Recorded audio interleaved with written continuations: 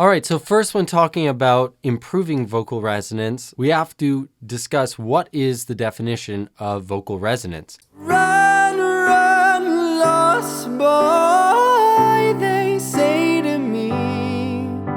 Resonance is a term that describes where the sound is vibrating. So we're talking about vibration. Now there's a lot of places where we can feel the voice vibrating. We can feel it in our chest, we can feel it in our mouth, in our hard palate, in our soft palate, we can feel it up in the nasal cavities, into the head. So our locale of vibration is very important when it comes to the voice. Because I could sing or talk kind of like this, where it's far back in my throat. Or even down here, where it's got it right in my throat. Or I can bring my tone forward into what we call the mask. So that's like feeling the vibration right over here in the front of the face. That really helps bring the sound forward and gives it a bright, resonant quality. So that is really what we're talking about when we're talking about improving the resonance. We're talking about finding a quality that is pleasing and that carries when it comes to singing so that you don't have to work so hard to make the sound project. So now that you understand what resonance is, it's important to identify what is your resonance pattern and how do you go about producing resonance. So resonance occurs whether you're singing or talking. So I want to do this on 2 steps. First, we're going to talk, see what the resonance is there. Then we're going to sing. And we're going to use the tool of recording. So then that way we can have more of an objective idea of what our voice is sounding like. All right, so pull out your phone right now and I want you to record yourself speaking out this phrase. Oh, say, can you see by the dawn's early light? So we just want to record that. Now I want you to play it back and listen to that. Notice, where do you feel the sound is coming from? Does it sound, oh, say, can you see? Or does it sound, Oh, say, can you see? or does it sound like, oh, say, can you see? Where is your kind of locale of vibration happening? Where is the resonance occurring? Also, while you're doing it, try to visualize what that feels like in your body, right? So we're going to also feel the resonance, and that's an important tool that we can use to then get the correct sort of resonance when we're singing. Now what we're going to do is we're going to record it and we're actually going to sing it this time. So hit record and sing. Oh, say, can you see by the dawn's early light? Okay, that's all I want you to do for now, is I want you to focus in on the spoken and the sung, and I want you to now listen back to those 2 options, and I want you to hear what is the difference between your spoken version and your sung version. For most of you, what you're going to notice about your spoken version is that there's going to be a lot of forward resonance. A lot of us speak and communicate with very forward resonance because we're trying to convey a message. We really want the sound to project as far as possible. And so a lot of people will have a very forward tone. But if you're tend towards mumbling, or you have an overly squeezed type of tone, or a squeezed type of tone like this, there's different ways to squeeze the tone, but that will also come out in your speaking if that is your tendency. So try to notice what's happening there. Also notice what happens with your resonance as you're singing the line. Does it change? Does it shift at all from that spoken piece to the sung piece? If you want to sing with more confidence and power, then you have to sign up for my lesson subscription. You get 2 group lessons with me personally every single week. You get access to all my courses, and you get access to recordings of all my one-on-one lessons with my students. That will help you learn vicariously through them. Click the link down below to sign up now. Now remember, in this first step, our only job is to notice what is happening. So we're not actually manipulating or changing anything just yet, but we just want to notice what is the process and how are we using our voice when it comes to resonance. All right, so now that you've noticed what your tendencies are, we're going to jump into some exercises that are going to help to isolate specific types of resonance, and they're going to help you balance out your resonance and find more of an ease throughout your singing voice. So first one we're going to do is an NG sound, as in the word sing. So at the end of the word sing, we're going to hold that NG sound. Just make sure that the back of your tongue meets the soft palate, and we don't want to tense up the front of the tongue. So the back of the tongue is going to be doing all the work. The front of the tongue is going to stay very relaxed. We're just going to go again, sing, and just hold that out. Now we're going to put that on the melody itself.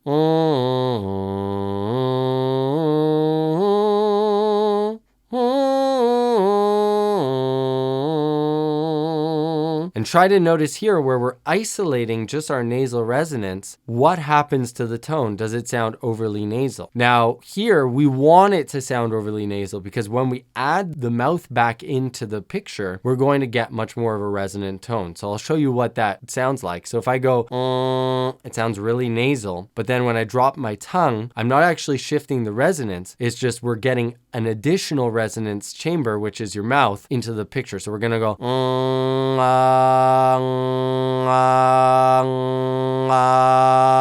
and so there, it doesn't sound nearly as nasal on the ah as it does on the NG. It's just because we're isolating that specific spot so that we can really hone in and fix that area. So that's what I want you to do. Don't let it be, A lot of people have the tendency to let it fall back. Don't do that. We want to try to find it forward, feel the resonance as much as possible right here in the front of the face.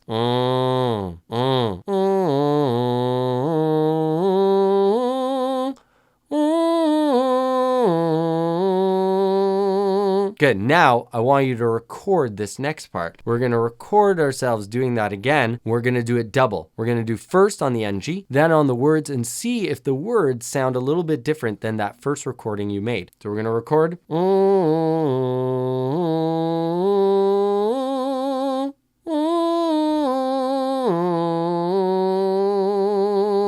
Oh, say, can you see by the dawn's early light? Now I want you to play back the very first sung piece and play back that last sung piece and see if there is any difference there. What about the exercise was able to bring out more of that forward resonance, and see if that improves it. The next exercise is going to also focus in on bringing out a little bit more of that brighter quality in the voice, but here we're actually opening the mouth. The main keys to focus on here is number 1, bringing the tongue all the way down as close to the chin as possible. Number 2, making sure the upper teeth are showing. That's going to engage your zygomatic muscles, bring them up, and that's important for finding this bright quality to the voice. Finally, we want to focus in on a very whiny tone. So we don't want this to sound normal. We want it to sound really little whiny kid style. So what we're going to do is stick the tongue out and we're going to go ah. Try that. Now we're going to go into the melody.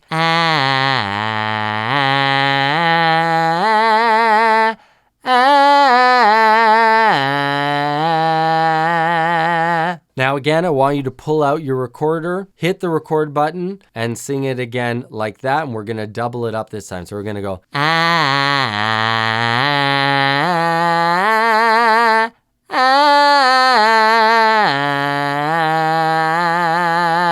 oh, say, can you see by the dawn's early light? And see what happens with your tone when you're singing there. Now, play back the first option that we did without any exercise and that option. See what's the difference. Now, the final exercise we're going to run through is a great exercise for finding the resonance. Now, this is all purely imagined. So this is all in your head, but what your mind does tells your vocal tract how to shape. So what we're going to do is we're going to play around with 2 separate different types of resonance. One that is lower, so we're going to call that below the pen, and then one that is higher, kind of occurs a little bit higher in the body. That one we're going to call above the pen. So I've got a pen, you could get a pencil, you can get a straw, whatever you want, but we're going to bite down on the pen and we want to make sure first to put our resonance below the pen. So we're going to go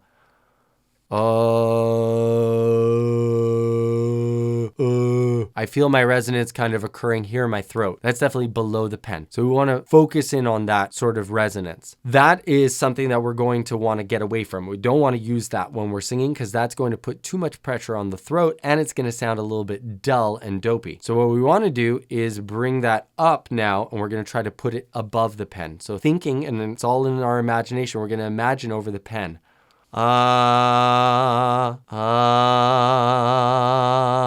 This is going to help you bring your resonance forward. Now, you could do this without a pen, but what the pen does is it helps to give us a focal point on where we're placing the voice, up or down, and play with both of those. Now, we're going to try to put it into the melody. So we're going to go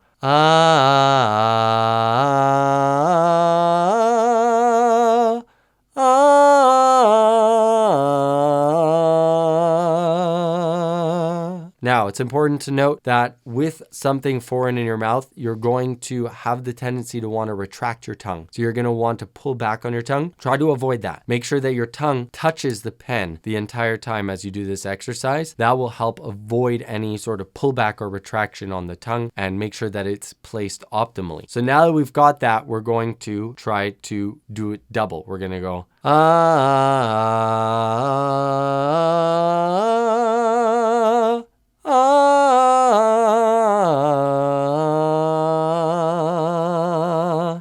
Oh, say, can you see by the dawn's early light? So I'm making sure to always keep that resonance, even as I'm singing it. When I take away the pencil, I'm still focusing on keeping that upward resonance as opposed to, oh, say, can, being falling back down there. I forgot to mention that you should record that last one. And when you're done recording it, play back that first take that we did and then play back after doing the pen exercise and see what the difference is. Now, this is just going to help to focus that resonance higher up, and you're going to probably notice a slight difference in the way that you're producing the sound, or even a bigger difference. Now, let me know in the comments down below, which exercise did you find actually brought out more of that upward resonance, more into the face, into the mask? And also, which of them produced the best recording afterwards? And what I want you to do now is take that and apply it to any songs that you're working on. So this doesn't